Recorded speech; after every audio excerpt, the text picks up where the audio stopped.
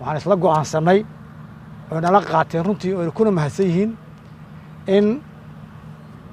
qaadkii ganacsigiisii muddo 5 maalmooda oo ka bilaabanta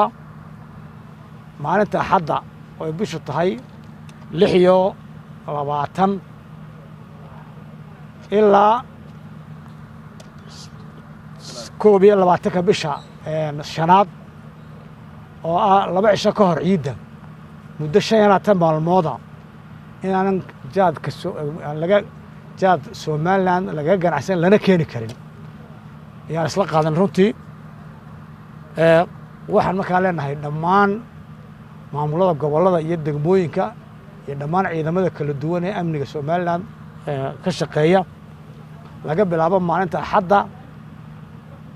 cidkii lagu arko inay jaad ganacsi soo gelinayso ama jaad soo gelinayso nooc doona haadee dalka soo gelinayso waxaad ku amran yihiin ama la farayaa in gaadiidka iyo jaadka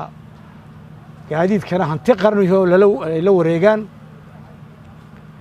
jaadkana maalinta laga bilaabo in la gubo oo aan dalka ku soo gelin sharci darro ku soo gelin cidda wadatana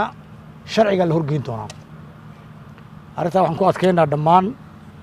hay'adaha amniga iyo maamulada gobolada iyo degmooyinka in amarkaasi laga bilaabo Axadda